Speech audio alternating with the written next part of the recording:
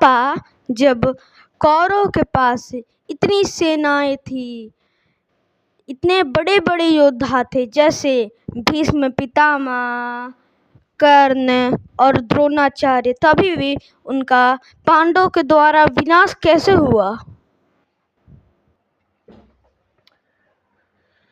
देखिए, बहुत अच्छा आपने क्वेश्चन पूछा है। आप कौन सी क्लास में पढ़ते हो? क्लास 6 में, राइट?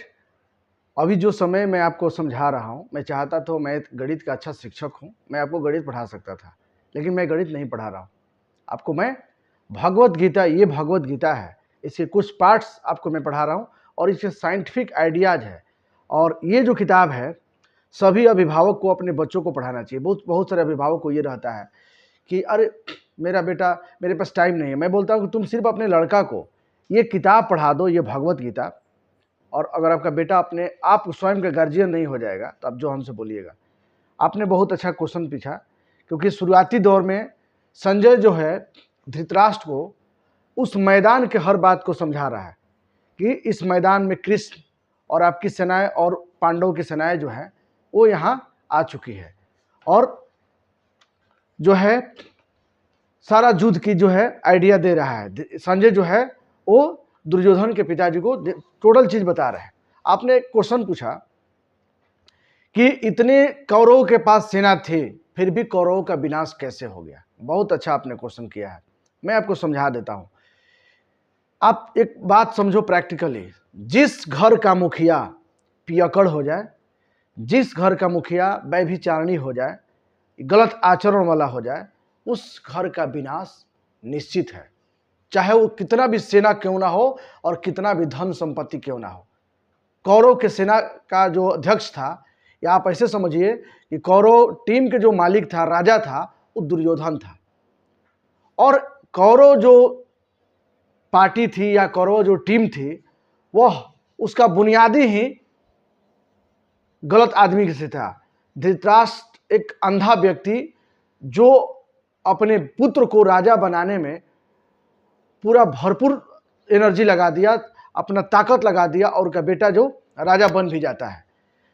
राजा बनने के बाद वह पुत्र जो है वो अयासी में डूब जाता है। नहीं तो उस टीम में इतने बड़े बड़े योद्धा थे, भीष्म पितामह, द्रोणाचार्य, बहुत सारे योद्धा थे। अगर उनका बात मान लेता तो निश्चित तौर पे कौरव की हार नहीं होती।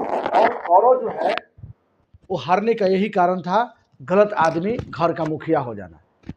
गलत आदमी को घर का मुखिया हो जाना, बस कौरव की हार का निश्चित है। तो इस तरह कौरव की हार हुई।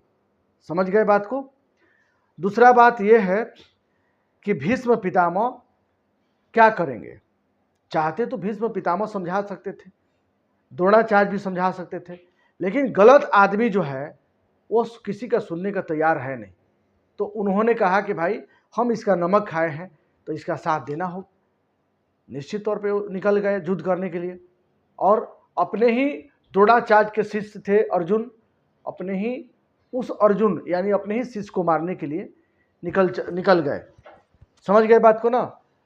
तो सब कुछ रहते हुए भी ये सब लोग को जाना पड़ा। द्रोणाचार्य अगर चाहते, लोग ऐसा नहीं है, वो लोगों ने काफ़ी मना किया है और काफ़ी मना करने के बाद भी ये माना नहीं है, तो इस तरह से उनका विनाश हो गया।